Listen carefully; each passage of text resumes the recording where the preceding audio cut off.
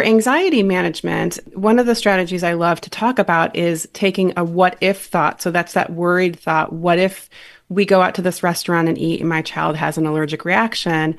And flipping it to an if then. And an if then thought is... Hi, I'm Dr. Jodi Richardson, and this is Well, Hello Anxiety. In a world that often moves too fast, we're here to pause, breathe, and understand anxiety together. Each episode will explore practical strategies, share honest conversations, and uncover the science behind anxiety and well-being, all while creating a space where it's okay to not be okay. Let's continue this journey together.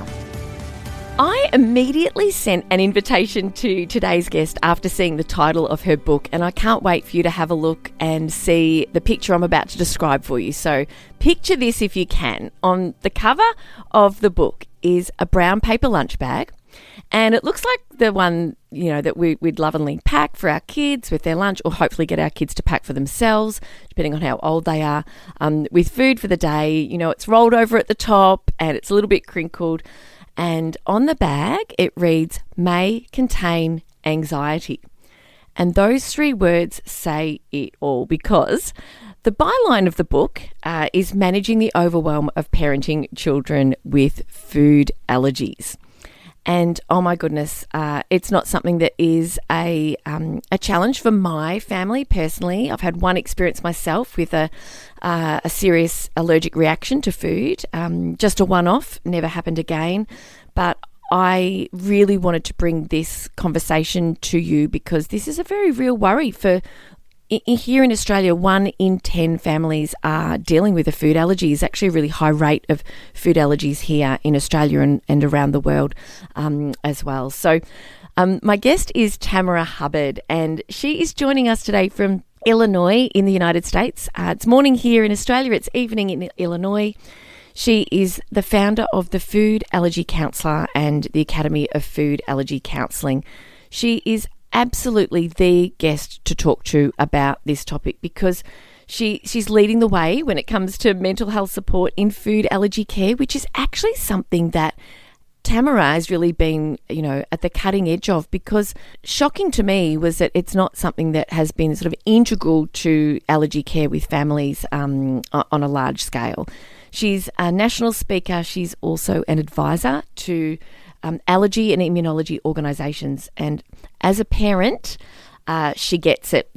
She's walked these paths as well, and she understands it obviously from that personal and professional side. So, Tamara, thank you for the brilliant work that you've done and are doing, and for joining us here for this really important conversation, because I really want to support families who are struggling with this kind of anxiety. Thank you so much for the invitation. It's an honor. And I love that we're covering the globe here between us. So thank you so much for having me on. Oh, honestly, yeah.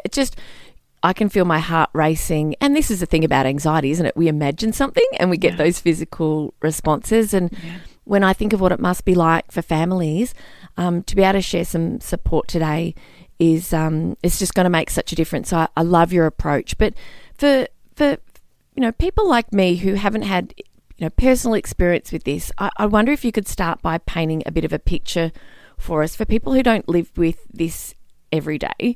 I can only imagine the label reading, the vigilance, the worry, always sort of being on guard and wanting to keep your kids pretty close to home. So can you give us a bit of an idea about, what it's like to, you work with a lot of families. There's so many questions I've got, but just kind of like how sudden can things come on? Can it come out of the blue? What about when this is now a part of your child's life? What is it like parenting a child whose life could be threatened by something they put in their mouth? Yeah. Well, I'll start with the basic definition of a food allergy, because I think it's really important, because there's food intolerances and food sensitivities, which is not the same thing. Okay. So food allergies, the basic way to describe it is that different proteins of foods that we eat, the body, with a food allergy, the body misinterprets it as something that's bad or an invader. And so it creates an allergic reaction throughout the body to fight off the invader. The body's not interpreting things correctly, and a food is seen as dangerous, unfortunately. And reaction could be something mild or something more severe, which we would term anaphylaxis, where it could be life-threatening. It can involve one or multiple systems in the body, so that might look like hives, and it might look like, swelling of the throat, breathing issues, stomach issues. And that reaction, when the food, in particular the allergen that the body is allergic to, is ingested, could happen within a few minutes to a couple of hours. Okay. The only thing that counteracts a food allergic reaction is epinephrine. And so it is really important to, recognize the signs and symptoms of anaphylaxis. But for a family who maybe doesn't have food allergies in their family, and they're introducing foods to their child, and this child suddenly has an allergic reaction, they may not be prepared for that. And so that can be really traumatic. And a lot of families, unfortunately, enter into the food allergy parenting space by way of trauma of an allergic reaction with their child. And so, of course, that's very scary to enter that way, first of all. And then there's this big adjustment, right? Foods labeling is different. I know your country, my country, they approach it differently as well. And so it's just learning how to live with a food allergy.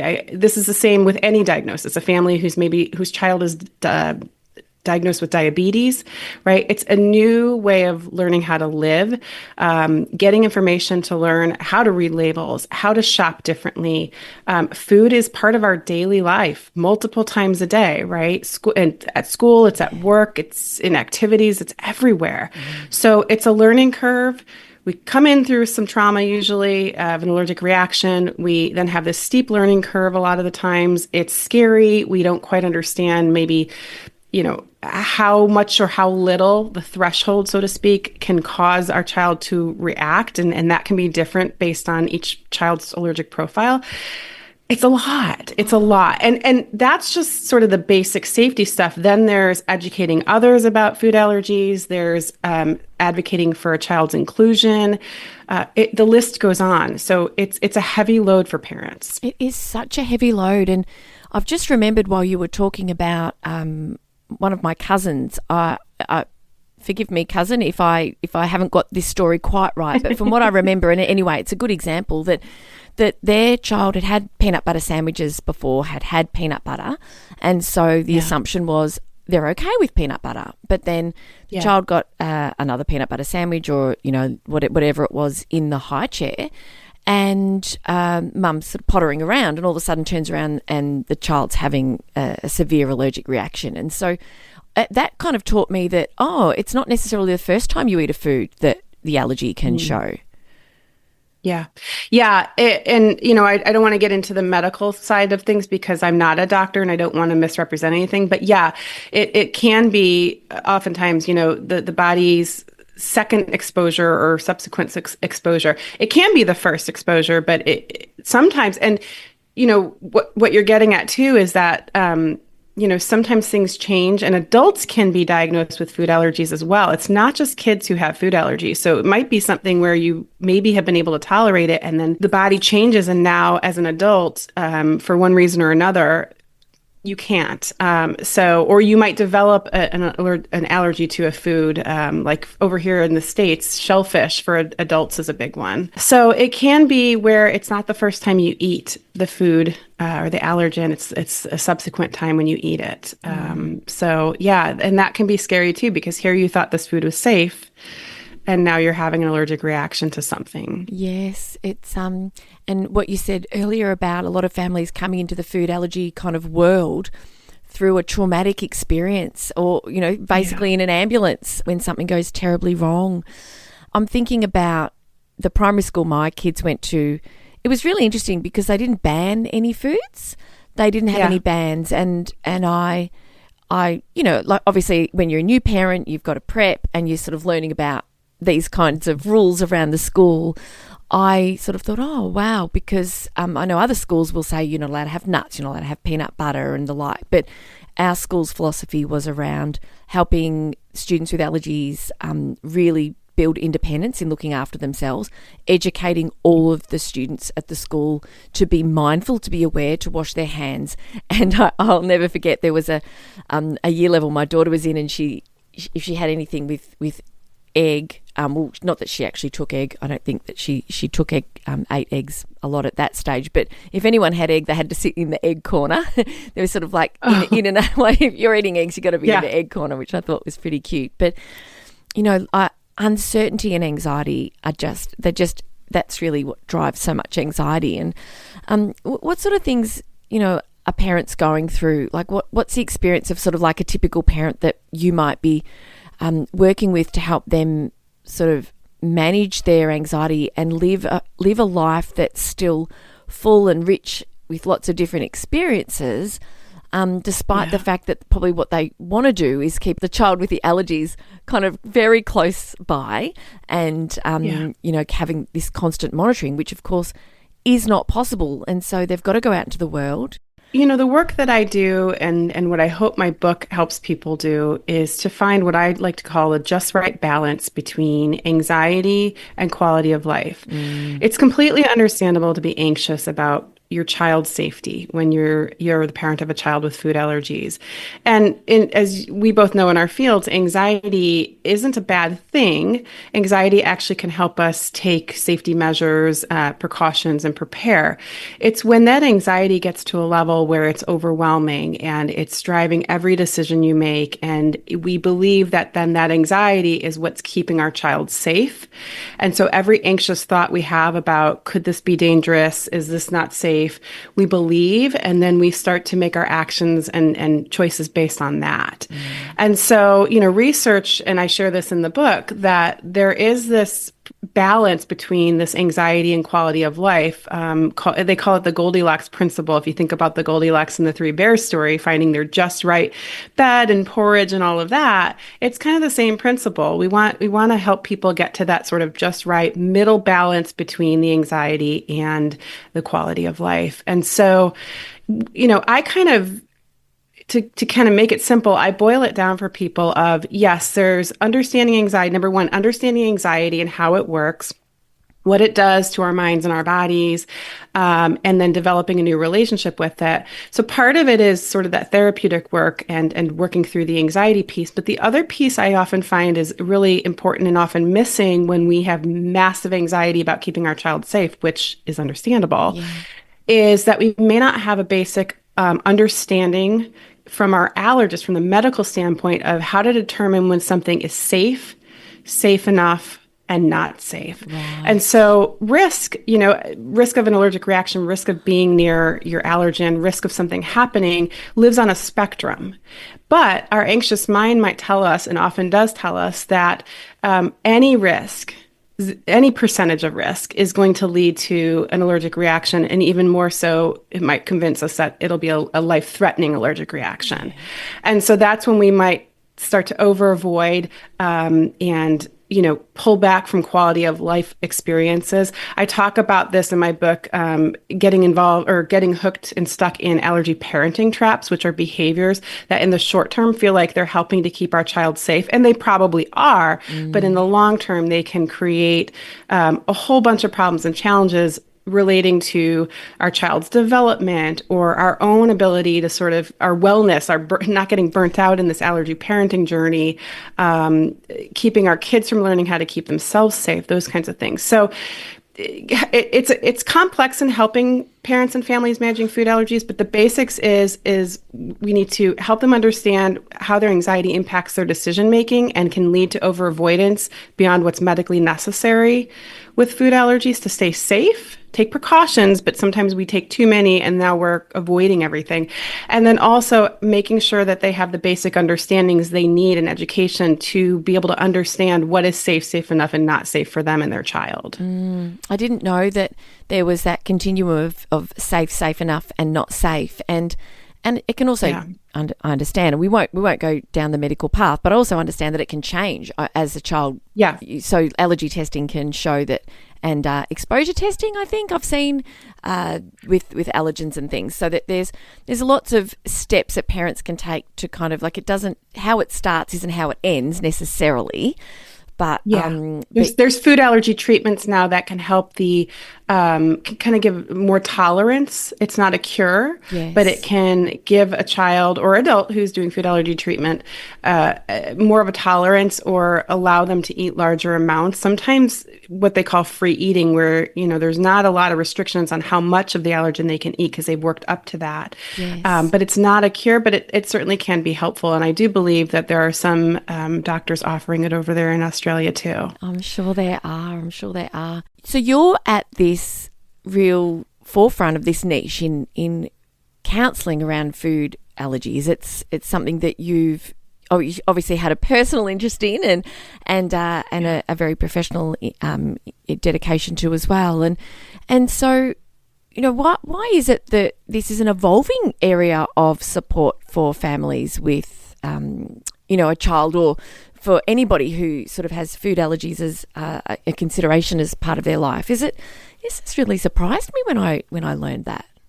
Yeah, you know what? If you think about other health conditions like diabetes or cancer, I think we hear a lot more mental health support and just general support from non-medical practitioners.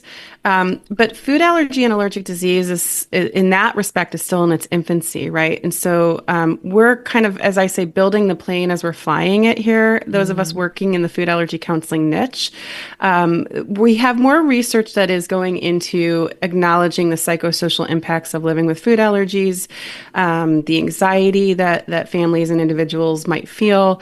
But we're still trying to, I guess, really create this food allergy counseling niche and establish it as a standard of practice. And it can come down to there just aren't a ton of us yet who are focusing on it. So it's a numbers game. There might not be enough of us to incorporate our services everywhere. But I like to think the more that the conversation about psychosocial impacts and feeling anxiety and, being anxious living with food allergies comes up, the more we'll start being integrated into that standard of care. And research shows that there are some key times where we can be most beneficial, one of which is at that diagnosis stage. Even if it's not a traumatic experience, the allergic reaction, it's overwhelming a lot of times when you have to make these drastic changes to your life. We can also be helpful in working through feelings after an allergic reaction, a subsequent allergic reaction. Those families who are doing food allergy treatments, it can be very anxiety producing to go ahead and have to ingest your allergen that you've been avoiding for years. So we can help with that. Yes. There's a lot of areas and times where we would be helpful, but it's just sort of getting that to be the standard of care. We're still working towards that. Yes, what you said about just at the start of the journey, it's like having your A-team around you. I always sort of talked about that with anxiety, in general. Like for me personally, my A-team was my GP, my psychologist, I had support from obviously my family, and I've always sort of talked about having your A-team around you, whether or not, no matter what your challenge is. And you mentioned other medical conditions before, and if with your mental health, you might have a psychologist, a psychiatrist, or a counsellor, or an exercise physiologist, or a podiatrist, and just having the team around you that you need, and obviously counselling, I can see, is just absolutely essential. And thank goodness you wrote the book. I mean, I just love the world of books and the doors that they open, how you can feel so seen and understood to start with, and that you kind of almost find your tribe sometimes through a book. And the fact that it's in your hand, it's a ready reference, and there's so much support. It's I guess, writing a book is a huge undertaking, and you're on this amazing journey, sure. And I congratulate you, because we often sort of think, writing the manuscript is one thing, which is just so much time and research and long days and long nights and sleepless nights and blood, sweat and tears. Maybe not blood. maybe Sometimes not. It feels like it. It's grueling. It can be hard. No. And then of course there's all the publication and distribution and everything. So what kind of you have to be really motivated to do something like that. So what was it that kind of like prompted you to go, right, this is I need to create something that puts this in the hands of anyone who needs it? Yeah. That's exactly how I've described the book writing process for anyone who hasn't done it, because I've had a lot of people say like, well, I've thought of writing a book. And the way that I say it is you have to really want to write this book because it's a grueling process, as you said. And oftentimes by the time you're done writing it and it actually ends up in somebody's hands, you're sick of it at that point because you've spent like years with it, right? So, but what prompted me to write a book instead of just kind of continuing to do what I was doing by putting articles out on the internet and stuff was that I felt like I wanted to write a book that I wish I had had when my son was first diagnosed. I wanted to put a book together that validated the very real anxiety and overwhelm that parents feel throughout this process. Because again, it's not just at the diagnosis. Every age and stage we transition to can bring about more anxiety as well, because our child is getting older and they're getting more freedom, and that's hard. But I wanted to make sure that this book also offered practical guidance that helped them realize, recognize, and then strategize, putting together a more balanced approach, as I called, a more mindful approach to allergy parenting, so that these families reading it don't continue to function on anxiety autopilot, which is essentially what it sounds like. It's just sort of making decisions based on feeling anxious about living with food allergies. Yes. And what's one thing that you would say to, because obviously for listeners, there'll be some listeners who are like, oh my gosh, this is my life. I feel really seen. And there'll be others who might have young families and, maybe food allergies may become a part of life, maybe not. And others who are kind of like, well into this journey and wish this book was available for them. What would you say to anyone who is a highly anxious parent who, this is very much a part of life? What's one of the strategies that you might share that somebody can sort of use today, use tomorrow, or maybe even share with someone they know who might benefit from it? Well, before I give my favorite strategy, or one of my favorite strategies, I should say, I shouldn't favorite any of them. They're all good. But I would again go back to highlight that if families haven't had the conversation with their allergist or healthcare team about understanding the basics of their child's food allergy and determining how to determine what experiences are safe enough or not safe, like eating out, traveling, and how to do those things safely, that would be strategy number one, is to make sure that they have that information. And if they don't, because it wasn't part of an appointment or questions that came up, I want them to be empowered patients and go back to their healthcare team and ask those questions so that they don't continue to avoid experiences in life that they maybe don't have to avoid. So that's number one. But for anxiety management, one of the strategies I love to talk about is taking a what if thought. So that's that worried thought. What if we go out to this restaurant and eat and my child has an allergic reaction? And flipping it to an if then. And an if then thought is a much more action, solution focused thought. It's not just this rumination and worrying about what could happen, future focused worry. It's what if they have an allergic reaction?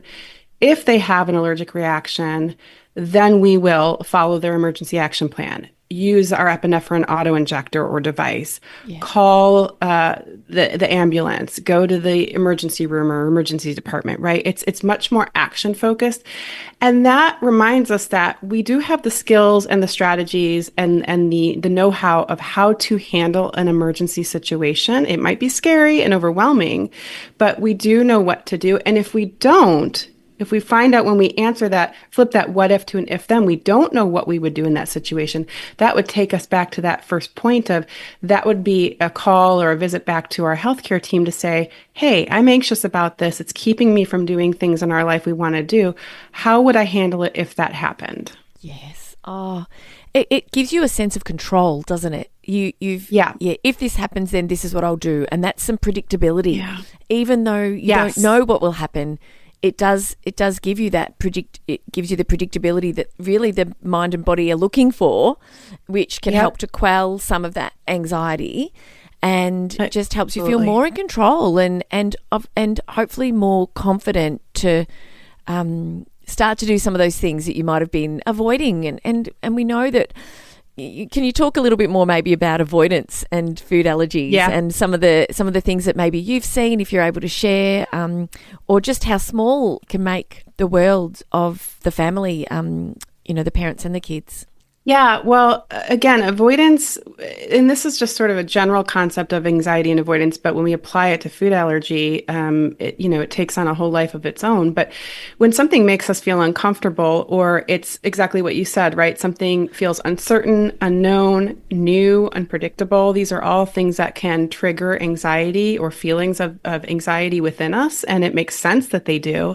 But when we pair that with food allergies, oftentimes we start to believe that whenever we feel anxious, it just means something's unsafe. We forget that it could also mean it's something new to us or something we haven't practiced, or it's, a different environment for us.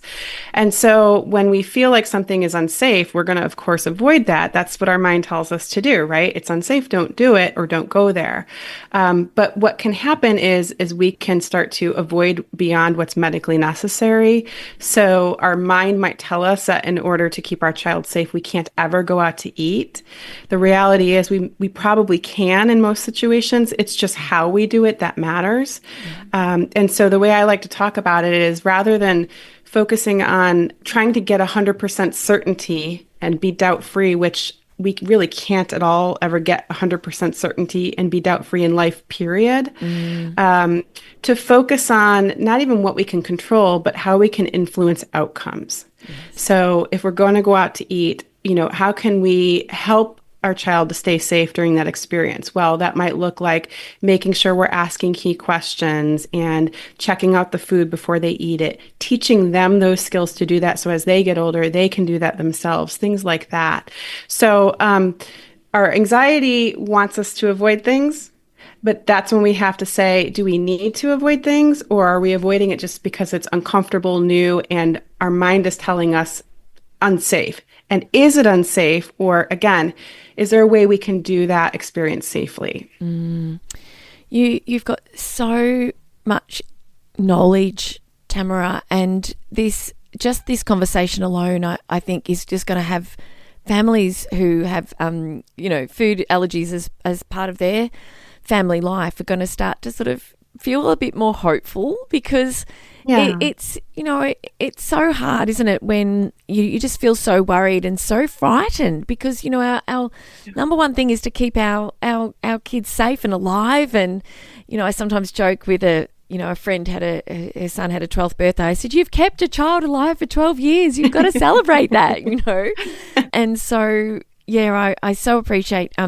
Before we talk about where listeners can get a copy of your book and learn more and connect with you, is there anything that we haven't discussed today that you'd like to share just before we sort of talk about the resource that you've written? The thing I would want families to know as we wrap up is just that there is hope out there, that if you're feeling anxious and overwhelmed parenting a child with food allergies, whether you're at the beginning of your journey or you've been doing it for many years, it is possible to find that balance between feeling anxious, having a great quality of life, and keeping your child safe. That intersection does exist. And so for families who feel like this food allergy diagnosis is cause for them to not have a full life, I would just say that's absolutely not the case. And there are ways to have a full life, even with a food allergy diagnosis. And I would just encourage them to reach out to their healthcare team to make sure they have all the information they need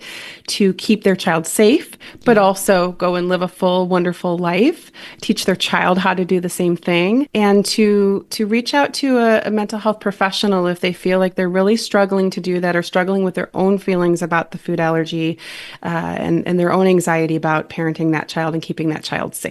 Oh, brilliant. Tamara, I've learned so much talking to you, and I know that this is going to be an episode that's so supportive and gives parents strategies and obviously a really brilliant resource and hope and more direction. And so thank you for your time. Thank you for staying up late to talk to me here on the podcast. And congratulations on the book. It's a big deal to publish a book. Can you tell us where listeners, I guess, if we start with sort of here in Australia, I guess it might not be available for a little while longer. But talk to us a little bit about the book and how people can go about ordering it and connecting with you and learning more from you, so families who are on this journey can sort of, come into your world and get more support. Thank you again for having me on the podcast and giving me an opportunity to talk to those living with food allergies and those who aren't, so that they learn a little bit more about what it's like for families who are living with food allergies. The best place to learn more about the book or any of my resources, including articles and therapeutic worksheets, is my resource website, which is www.foodallergycounselor.com, and that's COUNSELOR. I know sometimes my husband's English. I know sometimes Yes. we spell words a little differently in Yes. different countries. So foodallergycounselor.com. I'm also on social media at Food Allergy Counselor. I do have a book page there. So it's the foodallergycounselor.com/book. And so I link to where people can find it. Now in Australia, unfortunately, we were talking about this beforehand. While the book is already out here in North America, it came out in September.